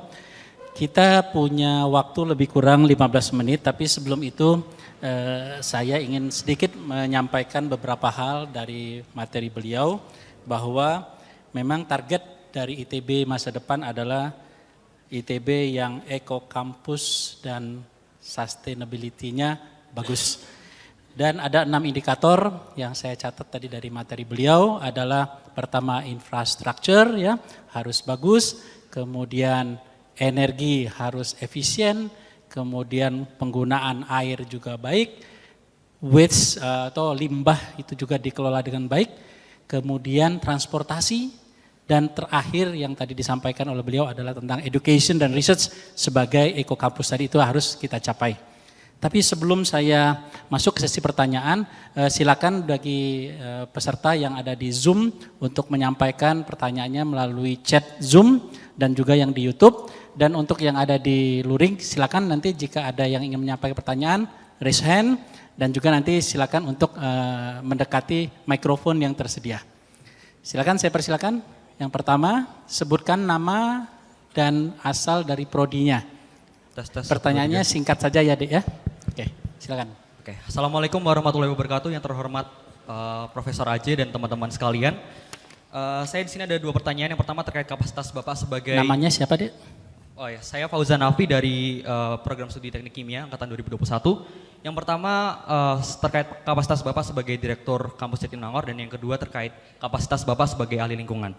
Saya akan membuka pertanyaan pertama di Studium Generalis semester ini dengan mengangkat isu waste management system di ITB. Di tahun 2012, insinerator di PPS Sabuga itu diberhentikan karena operasionalnya tidak sesuai SOP. Dan mungkin teman-teman kalau misalnya tidak tahu, insinerator itu alat yang untuk memproses limbah padat menjadi menjadi gas gitu. Dan baru tahun 2020 dari IATL, Ikatan Alumni Teknik Lingkungan, membuat master plan yang kemudian disampaikan kepada pimpinan ITB itu terkait rencana jangka pendek dan jangka panjang. Dan di tahun 2020 sampai 2023 itu berfokus pada penanganan PPS Sabuga. Lalu 2023-nya sesuai yang disampaikan sama Bapak itu berfokusnya pada peningkatan komitmen. Dan yang saya ingin tanyakan, bagaimana current existing problems yang ada di Jatinangor terkait waste management system, dan apakah ada hal yang kecolongan seperti di ITB Ganesha terkait yang kayak PPS Sabuga tersebut.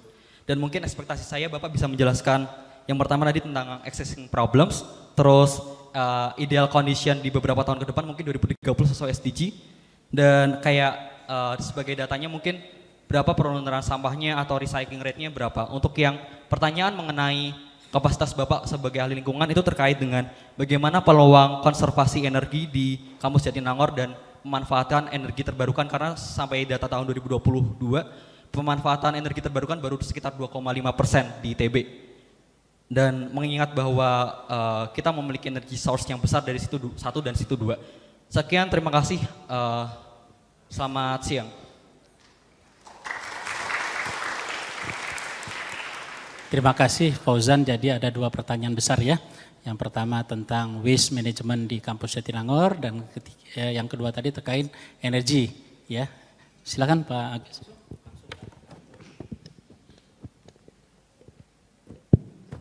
Baik, terima kasih Fauzan ya. Ini kelihatannya Anda paham betul ini terkait masalah lingkungan di ITB ya. Anda tampaknya sangat mengikuti juga dan kelihatannya aktif ya dengan IATL ITB, kelihatannya berinteraksi ya kelihatannya. Karena Anda tahu persis tuh tahapan-tahapan dan sebagainya. Luar biasa. Baik, pertanyaan pertama tentang waste management problem di Jatinangor khususnya ya. Jadi pada dasarnya di Jatinangor sendiri, ini saya kondisi existing ya. Kondisi existing di Jatinangor ini kita punya 3 hal untuk pengelolaan sampah, terutama sampah yang berasal dari, di sampah Jatinangor itu ada yang unik dibanding di Ganesha. Sampah di Jatinangor ini volume dari sampah yang berasal dari dahan, ranting, daun dan sebagainya sangat tinggi. Ya tadi karena green areanya sangat banyak gitu ya, sehingga daun-daun itu sangat tinggi Pak Henry di sana begitu. Kemudian yang kedua tentunya dari populasi. Ya dari populasi, di mana dari populasi ini akan pada dasarnya terbagi 2, dari mahasiswa sendiri, kemudian dari kantin. Jadi ada sampah makanan dan sampah non makanan dan sampah organik tadi yang berasal di tumbuh-tumbuhan. Nah di ITB Kampus Jatinangor sendiri saat ini kita punya 3 fasilitas untuk menangani itu. Jadi yang pertama adalah terkait sampah yang masif tadi itu ya. Jadi sampah dari dedaunan, ranting, batang dan daun tersebut. Kami di sana ada yang namanya IPST, instalasi pengolahan sampah terpadu.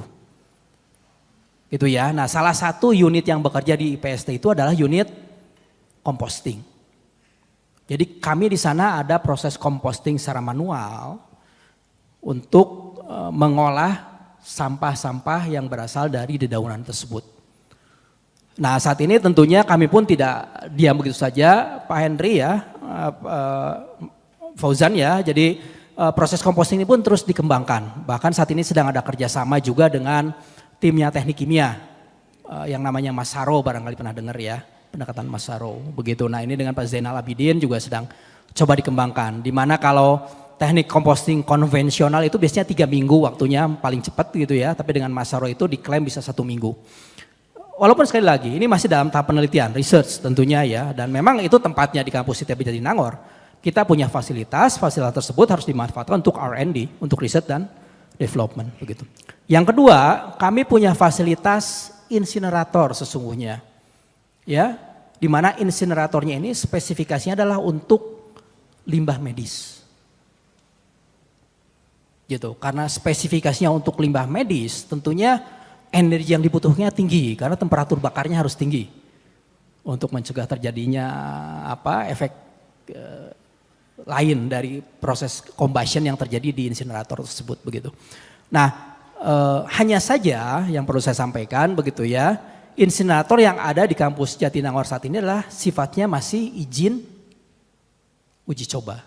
Karena itu memang dimanfaatkan hanya untuk kegiatan riset. Jadi bukan izin operasional. Izin operasional begitu. Sehingga memang harus diakui saat ini insinerator tersebut kami off-kan. Kami off-kan karena kan secara aturan ketika kami itu operasikan itu sudah melanggar hukum. Karena peraturannya berat.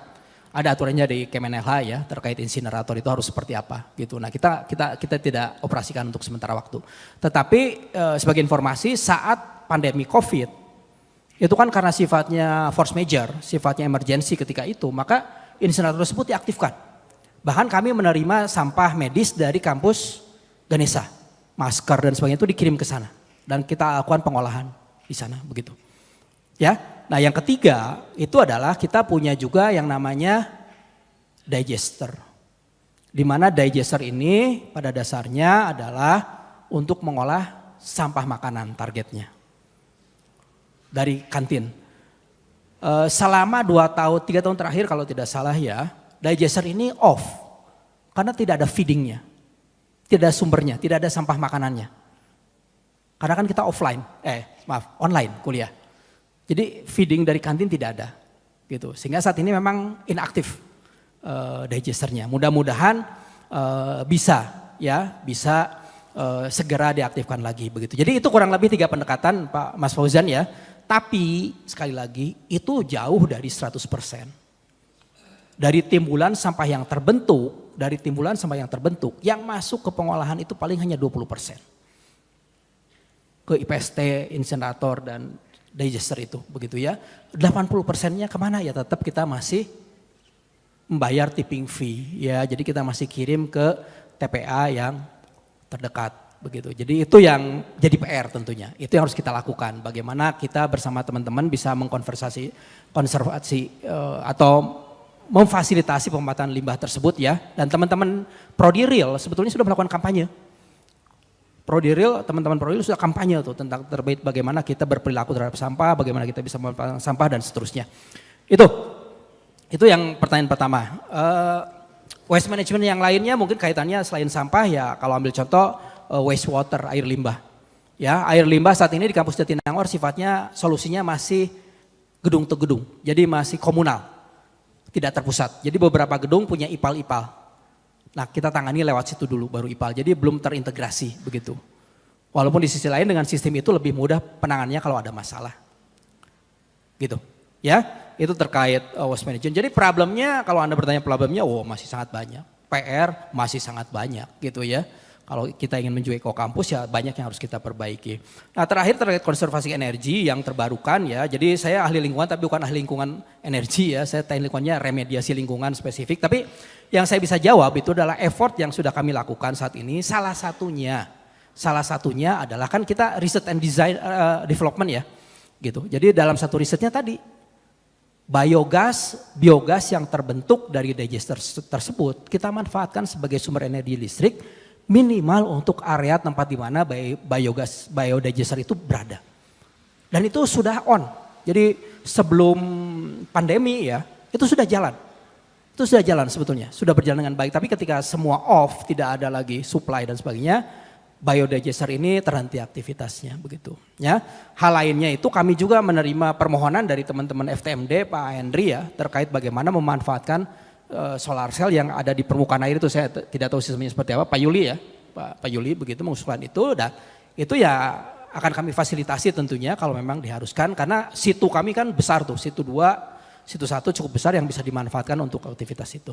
Tapi itu yang sejauh bisa kami lakukan terkait energi baru dan terbarukan. Jadi memang kalau ditanya ya makanya poinnya pasti sangat rendah di bawah karena belum banyak yang bisa dilakukan. Begitu Fauzan, mudah-mudahan menjawab ya. Terima kasih. Terima kasih Pak Aje. Jadi sudah menjawab ya Fauzan. Kita berikan kesempatan kepada penanya yang ada di YouTube.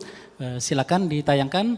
Nah ini ada pertanyaan dari Pak Harun Lubis. Ini Pak atau Mas ini ya. Jadi kemungkinan profesor dari transportasi ini. Jadi pertanyaan juga tentang transportasi, tantangan multikampus selain melengkapi fasilitas juga mobilisasi human capital. Dan semua kegiatan Tridharma, bagaimana rencana pemanfaatan sistem belajar online untuk multikampus ke depan. Silakan Pak Aje. Baik, ini jangan-jangan Pak Harun kolega saya ini. Ini Pak Harun FTSL ini, Profesor Harun ini. Temannya Pak Wijaya ini. Baik Pak Harun, pertanyaannya ya terlihat dari beratnya pertanyaan gitu ya. Saya merasa berat juga menjawab Pak Harun. Bagaimana rencana pemanfaatan sistem belajar online untuk multikampus ke depan. Nah, pembelajaran online untuk multikampus ke depan sebetulnya itu sudah dalam rancangan Pak Harun. Jadi tidak sepenuhnya pembelajaran online ini di-off-kan. Saya sih ini sebetulnya kebijakannya di WRM ya, di WRM. Tapi tugas kami sebagai pengelola kampus adalah memfasilitasi semua proses belajar mengajar tentunya. Nah salah satunya adalah bagaimana kemungkinan pembelajaran dilakukan secara online. Jadi saya secara teknis saja Pak Harun yang menjawab sebagai contoh lah. Sebagai contoh. Sekarang mata kuliah PRD itu diintegrasikan dengan mata kuliah lain, TTKI dan bahasa Inggris. Di mana pembelajarannya adalah dengan sistem online offline. Begitu, sehingga mahasiswa multikampus dimanapun berada bisa berinteraksi satu sama lain. Dan itu bergantian Pak Harun jadi PRD, katakanlah saya lupa berapa kali ya, 4 kali itu offline, kemudian sisanya nanti yang materi kuliahnya dilaksanakan secara offline oleh TTKI dan bahasa Inggris. Di sisi lain pembelajaran online terus berlangsung begitu. Nah yang poin paling penting sebetulnya Pak Harun adalah bagaimana infrastruktur pendukungnya. Itu menurut saya kalau dari sisi kami ya sebagai pengelola kampus adalah infrastruktur pendukung agar sistem kuliah online ini bisa berjalan dengan baik. Nah kalau di kampus Jatinangor saat ini Pak Harun tentunya kalau backbone-nya, uratnya itu sama. Kami mengambil dari kampus Ganesha gitu. Ya sama kita ngambil dari Ganesha melalui fiber optik ya melewati Cicahem dan sebagainya begitu. Jadi ketika ada gangguan di Ganesha, maka di Jatinangor pun akan mengalami gangguan. Begitu. Ketika di Ganesha tidak ada gangguan, di Jatinangor gangguan, kemungkinan di jalan tercecer. Gitu ya. Misalnya fiber optiknya terputus, karena pernah beberapa kali fiber optiknya terputus. Terutama di area sekitar Cicahem, itu sangat krusial itu, beberapa kali ada kejadian begitu ya. Nah itu. Tapi kalau overall seharusnya apa yang terjadi di Jatinangor adalah gambaran apa yang ada di Ganesha. Nah apa yang membedakan dengan infrastruktur yang kami siapkan di kampus Jatinangor yang memang harus siap dengan konsep multikampus dan online, itu adalah pengelolaan akses poinnya. Pak Harun dan anak-anakku sekalian ya. Jadi akses poin yang ada di Jatinangor itu saat ini dikelola oleh pihak ketiga.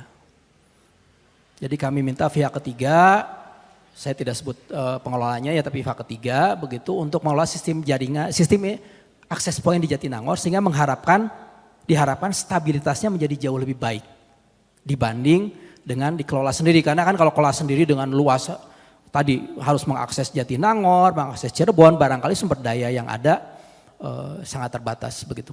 Itu barangkali Pak Harun yang bisa jawab karena kalau terkait human capital dan sebagainya itu bukan kompetensi saya, mohon maaf. Saya sih tugasnya adalah bagaimana menjalankan kampus Jatinangor agar bisa memfasilitasi berbagai aktivitas yang ada di sana.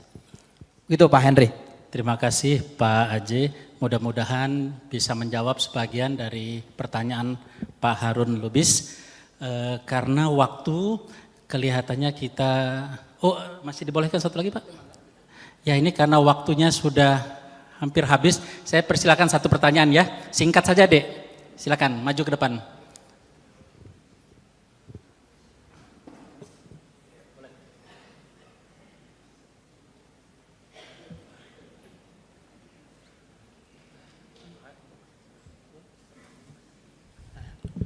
Oke, selamat siang Pak Aje, Pak Henry dan teman-teman juga. Dan ya saya perkenalkan Joel Samuel Parulian, mahasiswa Teknik Lingkungan angkatan 2020 tahun kemarin diajar Siapa Pak Aje. namanya Dek? Joel Samuel Parulian. Joel ya. Iya.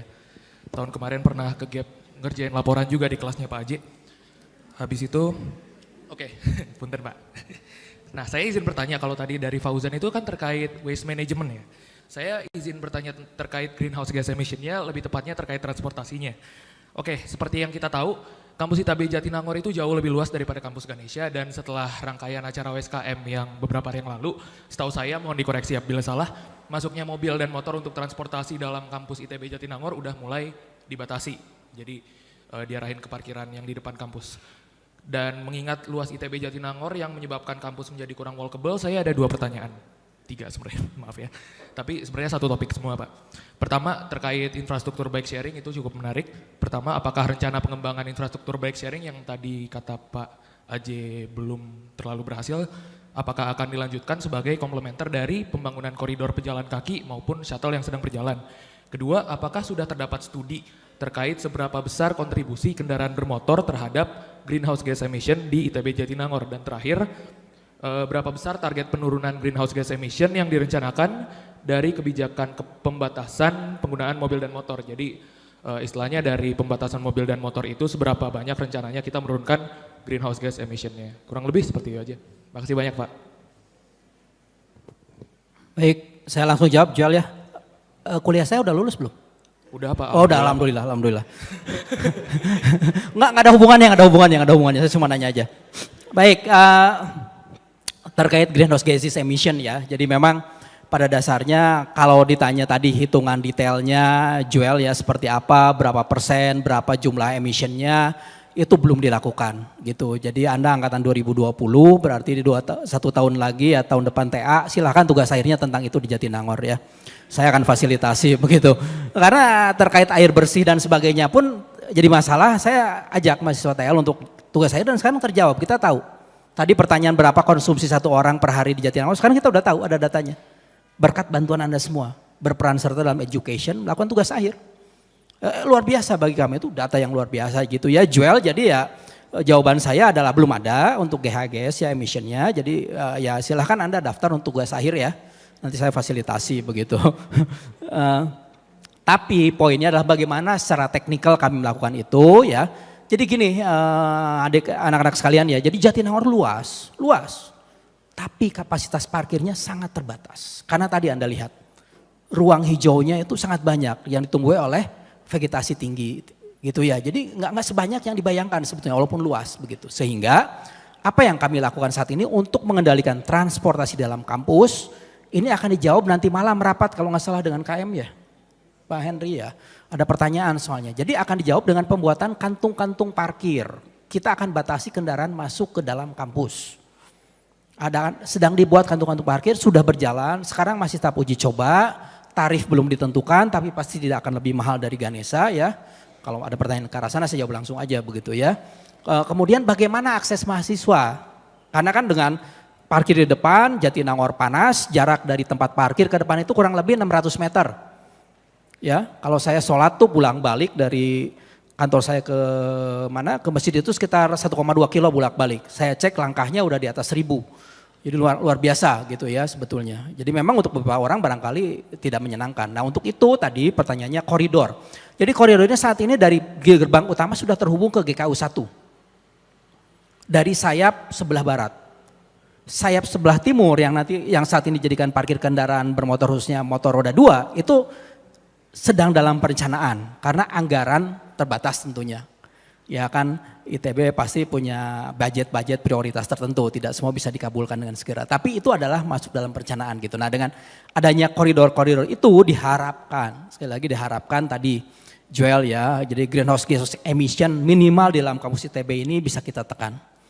Begitu, dengan menyediakan kantong-kantong parkir begitu. Nah kalau terkait berapa tadi ya, berapa nanti biaya parkirnya itu akan didiskusikan nanti malam. Ya jam berapa saya nggak tahu rapatnya. Ya adalah rapat saya kelihatan Pak Pras mengundang saya untuk hadir gitu. Baik itu Joel barangkali sementara ya. Jadi saya menunggu Anda TA di sana. Ya saya pembimbingnya langsung nggak apa-apa. Baik, terima kasih. Terima kasih Pak Aje dan seluruh mahasiswa sekalian. Nampaknya ini akhir dari diskusi kita pada pagi hari ini Saya lihat masih ada beberapa yang udah mengacungkan tangan, tapi kita karena keterbatasan waktu terpaksa harus mencukupkan ya diskusi tentang Eko Kampus ini yang sangat penting dan juga sangat menarik. Untuk itu kita berikan aplaus kepada pemateri kita, Pak Ajay. Baik, dengan ini saya kembalikan kepada MC selaku pembawa acara. Terima kasih. Kami mohon kepada Profesor Insinyur Agus Jatnika Effendi PhD untuk tetap di tempat. Selanjutnya, Sekretaris Institut Teknologi Bandung akan memberikan piagam penghargaan kepada Profesor Insinyur Agus Jatnika Effendi PhD.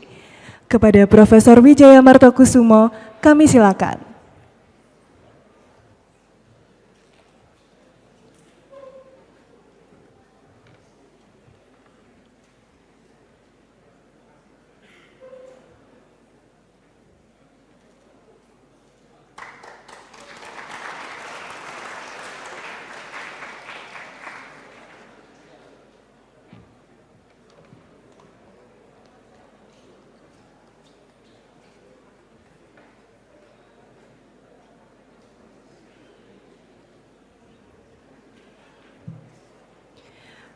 Baiklah hadirin, dengan demikian Studium Generale pada hari ini telah selesai. Terima kasih atas perhatian hadirin dalam mengikuti acara ini. Selamat siang, salam sehat selalu. Wassalamualaikum warahmatullahi wabarakatuh.